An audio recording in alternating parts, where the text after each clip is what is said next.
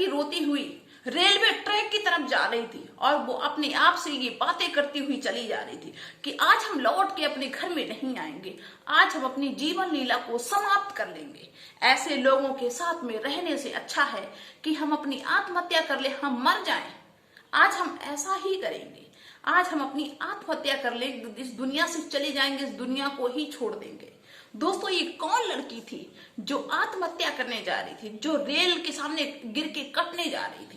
क्योंकि ये तो मान ही लो कि कोई बहुत बड़ी वजह रही होगी, वरना कोई ऐसे नहीं मरता है। दोस्तों, मरने से सबको डर लगता है। आदमी मरता तभी है, आत्महत्या तभी करता है जब उसको कोई रास्ता नजर नहीं आता, जब वो बहुत दुखी हो जाता है, चारों तरफ अंधेरा हो जाता है, तभी कोई आत्महत्या करता है, वरना ऐसे नहीं करता है।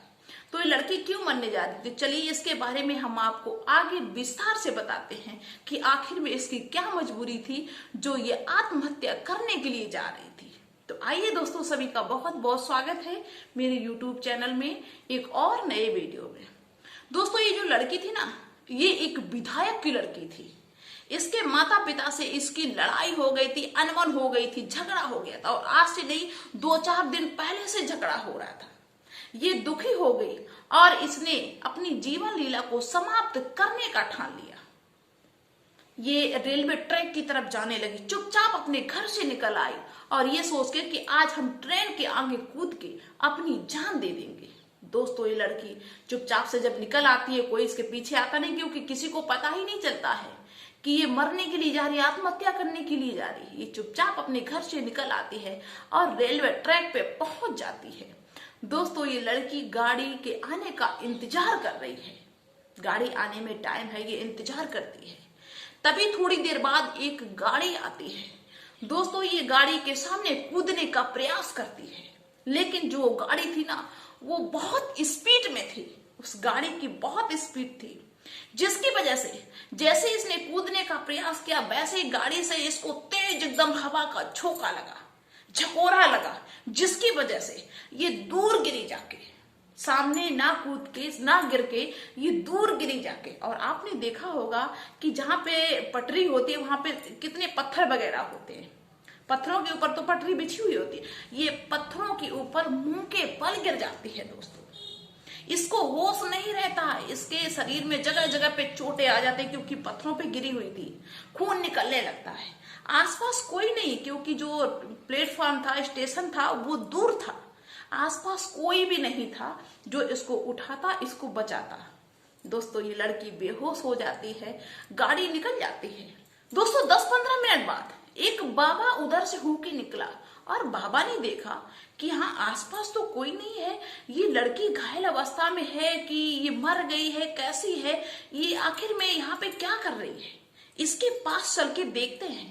दोस्तों, वो बाबा जो थे वो उस लड़की के पास में पहुंचते हैं और देखते हैं कि इसकी तो सांसें चल रही हैं, लेकिन ये बेहोश है।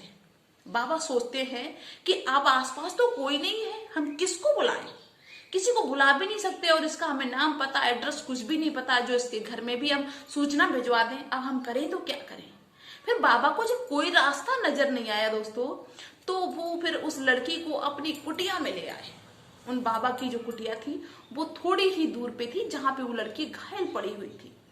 वो अपनी कुटिया में उस लड़की को ले आते हैं, उसका ब्लड वगैरह कपड़े से पोंछते हैं और एक मरहम रखा हुआ था जो उसके घाव पे लगाते हैं।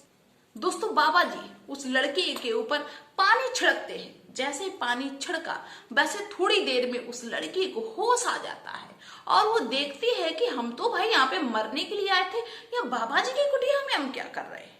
एकदम असमंजस में पड़ जाती है और बाबा जी की तरफ देखती हुई वो कहती है कि बाबा जी, मुझे ये बताओ, हम तो आत्महत्या करने के लिए आए थे और हम कूद भी गए थे ट्रेन के सामने, लेकिन हम यहाँ पे क्या कर रहे हैं। दोस्तों, जो बाबा जी थे वो बूढ़े बुजुर्ग नहीं थे, वो नवयुवक थे और वो क्यों बाबा बन गए, उनकी कोई मजबूरी रही होगी। क्या होता है कि वो मुस्कुराते हैं और कहते हैं कि तुम वहां पे घायल अवस्था में पड़ी हुई थी और वहां पे कोई नहीं था जिससे हम हेल्प लेते, या तुम्हारा नाम भी ना पता भी नहीं मुझे मालूम था, जो तुम्हारे घर पे हम सूचना भिजवाते, और तुम्हें घायल अवस्था में हम छोड़ भी नहीं सकते थे, इसलिए तुमको हम अपनी कुटिया में ले आए हैं। अब तुम मुझे ये बताओ बेटी कि तुम आत्महत्या क्यों करने आई थी, ऐसी तुम्हारी क्या वजह हो गई, क्या मजबूरी थी तुम्हारी जो तुम आत्महत्या करने आ गई? तुम्हें पता है कि आत्महत्या करना कितना बड़ा पाप होता है। तो दोस्तों ये लड़की कहती है कि बाबा जी मेरी कुछ ऐसी मजबूरी थी, मजबूरी के चलते हम आत्महत्या करने के लिए आए थे।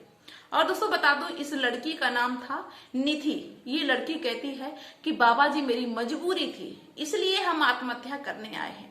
तो बाबा जी कहते हैं कि क्या मजबूरी थी जो तुम्हें आत्महत्या जैसा कदम उठाना पड़ा? तो ये लड़की जो थी निधि, तो ये कहती कि बाबा जी मेरा नाम निधि है और मेरे पिताजी विधायक हैं और वो विधायक के चक्कर में पैसे के नशे में इतने डूबे हुए हैं, इतने खोए हुए हैं कि उनको ऊंच नीच का कुछ भी समझ में नहीं आ रहा। मेरे पिताजी एक ऐसे लड़के से शादी करवा रहे हैं जो दूसरी बिरादरी का है और प्लस मेरी बिना पसंद का, मुझे बिल्कुल भी वो लड़का पसंद नहीं है, मेरी बिल्कुल भी इच्छा नहीं है। जबरदस्ती मेरे पिताजी पॉलिटिक्स के चलते अपने फायदे के लिए दूसरी बिरादरी में मेरी शादी करवा रहे हैं ताकि उनकी राजनीति में उन्हें कुछ लाभ मिल सके दूसरी कास्ट के लोगों से, जो मुझे बिल्कुल पसंद नहीं है।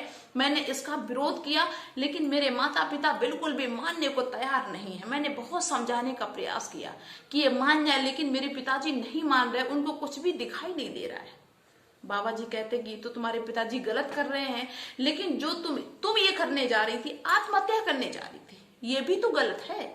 ये तुम क्यों करने जा रही थी? बहुत सारे रास्ते होते हैं, बहुत सारे सलूशन होते हैं जिससे तुम इस समस्या से निकल सकती थी, लेकिन तुमने आत्महत्या को चुना। ये बेटी बहुत गलत बात है। तभी दोस्तों क्या होता है कि वो जो लड़की थी निधि बाबा जी से ऐसी बात करती है, लेकिन बात करते करते उसको ऐसा लगता है कि जैसे उसने इन बाबा जी को कहीं पहले देखा है। वो थोड़ी देर के लिए सोचती है कि मुझे ऐसा क्यों लगता है। फिर वो हिम्मत करके बाबा जी से कहती है कि बाबा जी मुझे एक बात बताओ, आप कहाँ के रहने वाले हो? बाबा जी कहते हैं क्या हुआ? बोले मुझे ऐसा लग रहा है कि मैंने आपको कहीं पहले देखा है। बाबा जी अपने गांव का नाम बताते, जैसे वो अपने गांव का नाम बताते वैसे लड़की बोल पड़ती है कि कहीं आप तेजस तो नहीं? दोस्तों बाबा जी ने जैसे अपना नाम सुना वैसे चौंक गए। बोले हाँ मेरा नाम तो तेजस है, लेकिन तुम मुझे कैसे जानती हो?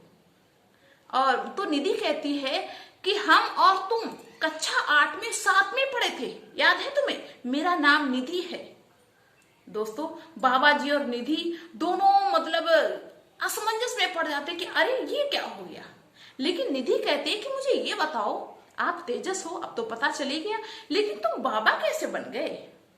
और तेजस ने निधि को इसलिए नहीं पहचान पाया था कि काफी समय की बात हो गई।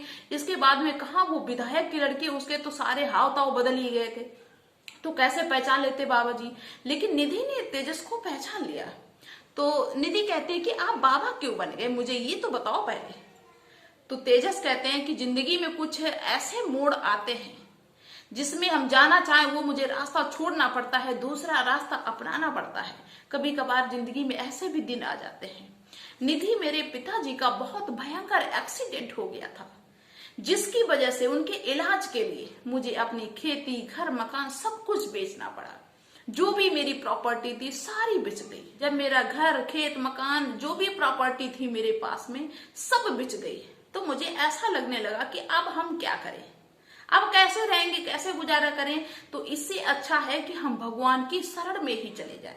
और मेरे पिताजी भी नहीं रहे थे तो मेरा दिमाग बहुत टेंशन में हो गया था, जिसकी वजह से हम अब भगवान की शरण में आ गए, पूजा पाठ करने लग गए, बाबा बन गए और मुझे दीन दुनिया से कोई मतलब नहीं रहा।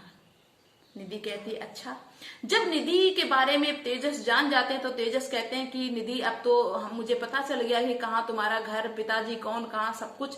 तो अब ऐसा करते हैं कि हम तुम्हारे घर पे सूचना भिजवा देते हैं, जिससे कोई आएगा और तुमको यहाँ से लेके जाएगा। हम तो बाबा हैं भाई, हम यहाँ में कैसे गुजारा कर रहे, अब तुम यहाँ थोड़ी रह पाओगी। अब जब तक तुम्हें होश नहीं आया तब तक मेरी मजबूरी थी तुम्हें रखना।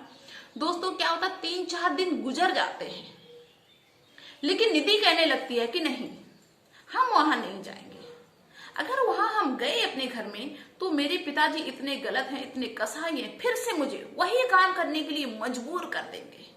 दोस्तों तेजस समझाते हैं, लेकिन निधि नहीं मानती। निधि ये कहती है कि अगर आपको मुझे यहाँ पे रखना है तो रहने दीजिए, नहीं तो हमें बता दीजिए कि हम चले जाएंगे यहाँ से, कहीं भी भीख मांग लेंगे, लेकिन हम अपने घर में वापस नहीं जाएंगे। तेजस बहुत समझाते हैं, लेकिन निधि नहीं मानती है। दोस्तों, ऐसे धीरे धीरे लगभग 1 महीना निधि उन्हीं बाबा जी के पास में रही, उन्हीं तेजस के साथ में रही। और सबसे बड़ी अच्छी बात तो ये है कि तेजस नौजवान थे, लेकिन उन्होंने निधि के ऊपर कभी भी गलत नजर नहीं डाली। एक बहन की तरीके से निधि को रखा। लेकिन एक दिन तेजस ने सोचा कि अब निधि तो ऐसे नहीं समझने वाली है, और मेरे साथ में ऐसे रह के इसकी जिंदगी का क्या मतलब है। अब ये नहीं मानेगी। अब ऐसा करते हैं कि चुपचाप से इसके घर में हम सूचना भिजवा देते हैं। दोस्तों, निधि को नहीं बताया, और तेजस ने चुपचाप से उस निधि के घर में सूचना भिजवा दी कि तुम्हारी बेटी यहाँ पे है। अपने जहां पे रहते थे उस जगह का नाम पता सब कुछ भिजवा दिया। दोस्तों, क्या होता है कि निधि के पिताजी और 4 गुंडों को लेके आधम के उस बाबा जी की कुटिया में और अपनी बेटी को जबरदस्ती ले जाने लगे। उनकी बेटी कहते कि हम नहीं जाएंगे, हम नहीं जाएंगे, हम भीख मांग लेंगे, हम तुम्हारे साथ में नहीं जाएंगे। लेकिन वो कहाँ मानने वाले थे। दोस्तों, 4 गुंडे जो साथ में थे उन्होंने निधि को घसीट लिया और गाड़ी में डाल लिया। उनके पिताजी कहते कि डालो और गाड़ी स्टार्ट करो, चलो। लेके चले जाते हैं। दोस्तों, क्या होता है कि निधि तो अपने घर में पहुंच गई, लेकिन निधि को जो पिता थे उनको नींद नहीं आई। उनकी रातों की नींद हराम। अब वो पता है क्या सोचते हैं कि हमें लगता है कि इस बाबा ने मेरी बेटी के ऊपर कोई जादू टोना करके रखा। जो ये उनके पास रहने के लिए जिद कर रही है, उनके पास से आ नहीं रही थी, इसने हमें लगता बाबा ने मेरी बेटी को किडनैप कर लिया था। उसके पिता को ये नहीं पता कि बेटी मरने के लिए गई हुई थी और बाबा ने बचा लिया, बल्कि उनको उल्टा लग रहा है कि हमें लगता है कि इसने किडनैप कर लिया था और इसने कोई जादू टोना टुटका कर दिया, जिसकी वजह से ये घर नहीं आना चाहती थी। अब तो लड़की के पिता को ये बात बहुत खटकती है, और एक दिन वो विचार बना लेते हैं कि इस बाबा को हम मरवा देंगे। इसका मर जाना ही ज्यादा सही, नहीं तो ये कहीं दोबारा ना मेरी लड़की वहां पे पहुंच जाए। दोस्तों, इसी विचार से एक दिन उस लड़के के पिताजी ने 4 गुंडों को भेजा और कहा कि जाओ, रात में भेजा कि जाओ उस बाबा को खत्म करके आओ। दोस्तों, 4 गुंडे निकल लेते हैं उस बाबा की कुटिया की तरफ, और वो कहते हैं कि नहीं कि कर भला तो हो भला। किसी के साथ में आप अच्छा करोगे तो आपके साथ में अच्छा ही होगा। हमेशा याद रखना भाई, बेशक आज नहीं तो कल होगा, लेकिन होगा जरूर। खुदा ना खास्ता ये गुंडे उन बाबा को मारने के लिए पहुंचे, लेकिन उस दिन बाबा उस कुटिया में नहीं थे। बाबा जी अपने किसी दूसरे चेला साथी के साथ में चले गए थे 3-4 दिन के लिए, क्योंकि कहीं पे दावत थी उनकी। वो 3-4 दिन के लिए अपनी कुटिया से चले गए थे। गुंडे आते हैं रात में दोस्तों, लेकिन बाबा जी उनको नहीं मिलते हैं। वापस चले जाते हैं और बताते हैं उस लड़की के पिताजी को कि बाबा तो मिले नहीं। लड़की के पिताजी को चैन नहीं। दूसरे दिन फिर भिजवाया, फिर गुंडों को भेजा, दूसरे दिन भी नहीं मिले। तीसरे दिन फिर भिजवाया, क्योंकि बाबा जी 3-4 दिन के लिए गए हुए थे, इसलिए मिल ही नहीं रहे थे। अब लड़की के पिताजी को गुस्सा आ रही थी, कहते रोज डेली जाओ, जब तक बाबा खत्म ना हो जाए तब तक डेली जाओ। लेकिन दोस्तों, जब वो लड़की जानती है तो वो सन्न रह जाती कि एक तो उन्होंने मेरी मदद की, उन्होंने कोई गलत काम तो किया नहीं, ना तो मुझे छेड़ा, ना तो मेरा किडनैप किया। मेरा क्या किया? कुछ नहीं किया। मेरे साथ में अच्छा किया, इनकी बेटी को बचाया, और ये खुद उनको मारने का प्रयास कर रहे हैं, मरवाने के लिए भेज रहे गुंडे। ये कितने कसाई हैं, कितने ज्यादा गलत हैं। अब चाहे मुझे कुछ भी करना पड़े, हम उन बाबा जी की, उन तेजस की जिंदगी बचा के ही रहेंगे, चाहे मुझे अपने प्राणों का बलिदान देना पड़े। दोस्तों, लड़की चुपचाप से रात में निकल देती है, और उसी रात को बाबा जी अपने घर कुटिया में आ गए थे। दोस्तों, लड़की पहुंचती है और बाबा को जगाती है। बाबा कहते तुम्हारा दिमाग खराब है, तुम क्यों आ गई भाई, अपना घर छोड़ के क्यों आ गई? तुम्हें पता है कि हम बाबा बैरागी हैं और फल फूल खा के भीख मांग के जैसे भी अपना गुजारा करते हैं, तुम यहाँ पे क्या करने के लिए आई? निधि कहती है कि मुझे माफ करो, मैंने आधी रात में तुम्हें डिस्टर्ब किया, परेशान किया, लेकिन मेरे पिताजी तुम्हें मरवाने के चक्कर में हैं, मरवाने की कोशिश कर रहे हैं। तो बाबा कहते हैं कि मेरी मौत अगर होगी तो हम मर जाएंगे, तुम क्या बचा लोगी? मरवा देने दो। अगर तुम्हारे पिताजी चाहते हैं कि हमें मरवाना चाहते हैं तो मरवा दे, कोई दिक्कत नहीं, हम मरने से नहीं डरते। लेकिन निधि जबरदस्ती उनको समझाती है और कहती है कि मान जाओ, प्लीज मान जाओ, ऐसे खून खराबा करना या मुझे देखना बिल्कुल भी अच्छा नहीं लगेगा। अगर तुम मेरी बात नहीं मानोगी तेजस, तो हम अपनी आत्महत्या कर लेंगे। दोस्तों, मजबूर कर देती है निधि उन तेजस को, और तभी गुंडों के आने की आवाज सुनाई देती है निधि को। निधि धीरे से चुपचाप से तेजस को लेके निकल देती है और कहा कि कहीं भी चलो, लेकिन यहां से चलो, नहीं तो गुंडे तुमको मार देंगे, और तुम नहीं चलोगे तो हम आत्महत्या कर लेंगे। दोस्तों, तेजस निकल देते हैं और तेजस और निधि स्टेशन पे पहुंचते हैं, और स्टेशन से वो दोनों सीधे हरिद्वार की टिकट कटा लेते हैं। दोस्तों, गुंडे आते हैं, गुंडों को वो तेजस और निधि मतलब कोई भी वहां पे मिला ही नहीं। दोनों हरिद्वार पहुंच जाते हैं, वहीं पे रहने का प्लान बना लेते हैं कि यहीं पे रहेंगे। निधि कहती कि हम साध्वी बन जाएंगे, तुम साधु हो तो हम साध्वी बन जाएंगे, यहीं पे गुजर करेंगे। दोस्तों, वहीं पे ये आश्रम बना लेते हैं। धीरे धीरे एक इतना बड़ा ये संस्थान बना लेते हैं जहाँ पे बहुत सारे लोग रहने लगते हैं, तरह तरह के अनुयायी आ जाते हैं। ये भजन कीर्तन सत्संग जो भी था सब करने लगते हैं। एक बहुत बड़ा आश्रम बन जाता है। लोग आते हैं, सत्संग सुनते हैं, बैठते हैं, बहुत अच्छा लगता है। बहुत बड़ा संस्थान बनवा लिया। लेकिन दोस्तों, नहीं कहते कि समय कभी एक सा नहीं रहता है। उनकी जब पिताजी की विधायकी चलेगी, विधायक थे तब तो उनको कुछ भी नजर नहीं आ रहा था, लेकिन जब विधायकी चलेगी फिर तो वो बस आम से इंसान रह गए बन के। एक दिन उन्होंने सोचा कि चलो हरिद्वार चलते हैं। दोस्तों, कुदरत की ऐसी बहर कि उस लड़की के पिताजी गंगा जी नहाते हैं, संगम नहाते हैं, इसके बाद में उसी आश्रम पे पहुंच जाते हैं, क्योंकि वो बहुत नामी आश्रम बन चुका था कि चलो सत्संग सुनते हैं। और जब वहां पहुंचते हैं, उनकी बेटी सत्संग करती है तो वो देख के दंग रह जाते हैं। उन्हें विश्वास ही नहीं होता कि मेरी बेटी है, क्योंकि उनको ऐसा लग रहा था कि मेरी बेटी कहीं चली गई होगी, भाग भूग गई होगी। लेकिन उनको इस बात की उम्मीद नहीं थी कि यहाँ पे साध्वी बन रही है, लोगों को उपदेश दे रही, सत्संग सुना रही है। ये सब की उम्मीद नहीं थी उनको। दोस्तों, वो नतमस्तक हो जाते हैं अपनी बेटी के सामने और कहते हैं कि बेटी, हम तुम्हारे पिताजी हैं, मुझे पहचाना। निधि कहती, कौन पिता, किसकी बेटी, कौन? ना मेरा कोई पिता है, ना हम किसी की बेटी हैं। तुमने तो बिल्कुल भी मेरी बात को कभी समझने का प्रयास ही नहीं किया। तुम्हारी ही देन है। चलो, हम तो मान रहे कि तुमने अच्छा किया, तो हम भगवान की शरण में आ गए, सत्संग करने लगे, मैंने अपना जीवन सफल बना लिया। लेकिन तुमने अपने जीवन में एक भी अच्छा काम नहीं किया। दोस्तों, उसके पिताजी सर झुका के खड़े हैं और कहते हैं कि मुझसे गलती हो गई। दोस्तों, माफी मांगते हैं, बार बार माफी मांगते हैं।